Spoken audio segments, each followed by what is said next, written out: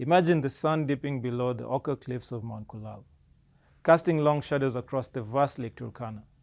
Beneath the crimson sky, nomadic communities follow ancient grazing routes, their lives tied to the rhythm of the land.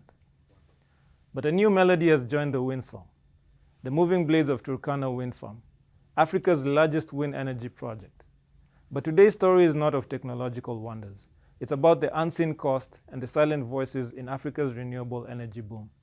Global ambition drives projects like these, but the reality often hides in power imbalances, leaving communities unheard and their needs unmet.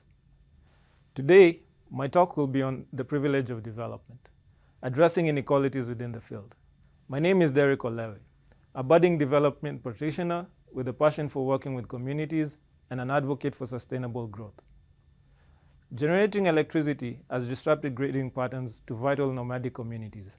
Cultural sites face potential destruction, yet their voices were not fully heard in the planning. Unintended consequences followed: noise pollution, limited employment opportunities, and a threat to sacred sites.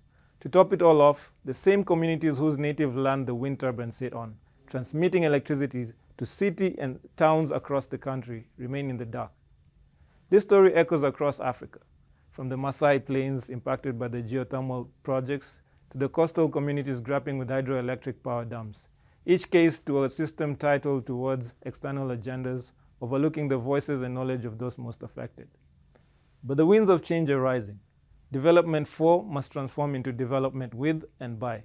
This means elevating local voices, actively engaging communities in decision-making, prioritizing inclusivity, building genuine partnership, not top-down approaches, investing in local capacity, equipping communities with skills and resources.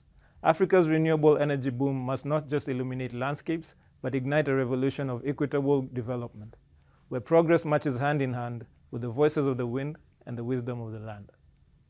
In Senegal, the 10 Marina Power Project, a community-led solar power project, offers a beacon of hope. Villagers, not external experts, identified the need for clean energy.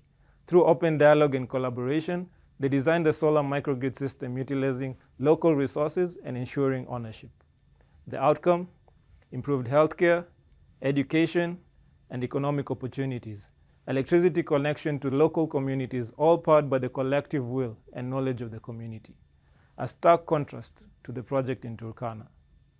As the wind still whips across the African plains, let us dismantle the privilege of development, amplify the unheard voices, embrace local knowledge, and co-create solutions that empower communities.